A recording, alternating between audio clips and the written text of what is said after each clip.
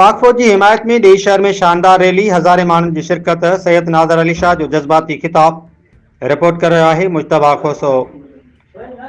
पाक फौज की शानदार कामयाबियुनि की खुशी में ऐं उन जी हिमायत में टीम ह्यूमन राइट्स पाकिस्तान ऐं शियाने हैदर करार जी तंज़ीम वहदतुल मुस्लिमीन जी गॾियल मेज़बानी हेठि हिकु वॾी ऐं तारीख़ी रैली जो इनेकाद कयो वियो, जंहिंजी अॻुवाणी तंज़ीम वहदतुल मुस्लिमीन जे मरकज़ी अॻुवान सैयद नादर अली शाह कई। रैली जो आगाज़ ॻोठ अहमद शाह लकियाई खां कयो वियो, जेका मुख़्तलिफ़ रस्तनि खां थींदे ॾेई शहर जे मैन चौक ते पहुती, जिते जो इज्तिमा वॾी रैली में तब्दील थी वियो। रैली में सभिनी मकतब फ़िक्र जे माण्हुनि वॾे अंग में शिरकत कई, जिन जे हथनि में पाक फौज जी हिमायत वारा बैनर, क़ौमी झंडा ऐं नारा लिखियल हुआ।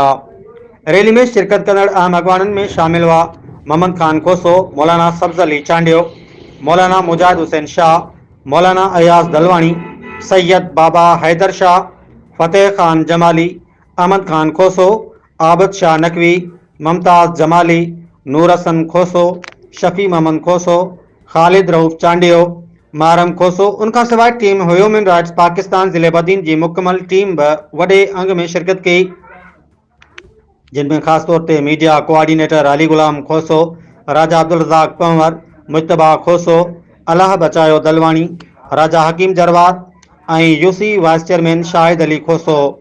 रैली जी मरकज़ी खिताब दौरान सैयद नादर अली शाह जज्बाती लहजे में चयो, असीं हर मज़लूम जो आवाज़ आहियूं, पोइ वो फ़लस्तीन जो हुजे, शाम जो या कश्मीर जो। असांजी ज़बान ख़ामोश न थींदी।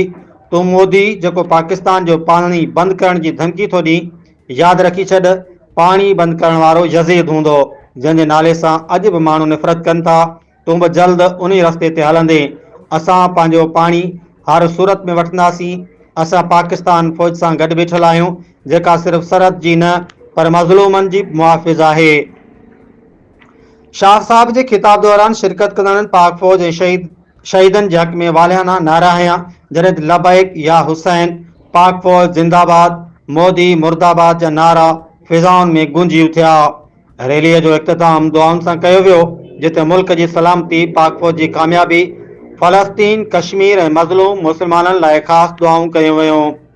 रैली न रुगो पाक फौज सां मोहबत जो इज़हार हुई, पर आलमी सतह ते हिकु पैगाम पिणु हो त पाकिस्तानी क़ौम पंहिंजे वतन, पंहिंजी फौज ऐं मज़लूमनि जे हक़नि लाइ हर मैदान में मुतहद आहे। रिपोर्ट करे रहा है Mujtaba Khoso, social media centre Sindh. वतन के लाए हर कुर्बानी देने लाए तैयार है। कौम शिया सुन्नी ना है, तैयार है। कौम हिंदू मुस्लिम ना है, तैयार है। मुके इन शेर शान ते को डाढो शौक थी पियो, दुनिया में तेरे नाम डंका बजाएंगे, हम नेक तन के कौम की इज्जत बढ़ाएंगे। ये असद में वतन में पुकारा अगर हमें, अपने लहू का आखिरी कतरा बहाएंगे।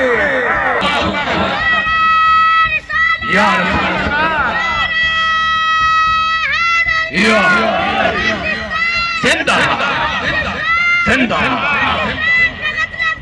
ला इलाहा इल्लल्लाह, ला इलाहा इल्लल्लाह। असांजो बच्चो बच्चो, असांजो बुजुर्ग, असांजो जवान,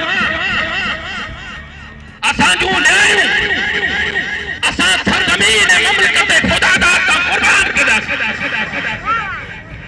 असां शहादत जो जज़्बो रखूं, असां करबलाई आहियूं, असां मैदान मारण वारा आहियूं, मैदान मां भॼण वारा न आहियूं। असांजो खून करबलाई खून आहे, असांजो रक्त करबलाई रक्त आहे। असां मोहम्मद मुस्तफा ते कलमो पढ़ियो आहे। असां सरदार लंबिया खे असां मञूं था, ऐं जेके जेके सरदार लंबिया जी जुती खणंदा, उहे तो जड़े मलूं था जो अॻिते में रहेगा। असां पाक फौजी मुक इंसान जे पोयां हिकिड़ो इल्म जो राज़ आहे। तव्हां सभिनी खे गुज़ारिश आहे, पंहिंजे बचनि खे पढ़ायो। पंहिंजे बचनि खे टाइम ॾियो, पंहिंजे औलाद खे टाइम ॾियो, सुठनि स्कूलनि में खे तइलीम ऐं तरबियत ॾियो। तव्हांजा बच्चा पढ़ी तव्हांजो नालो रोशन कंदा, तव्हांजे वतन जो नालो रोशन कंदा।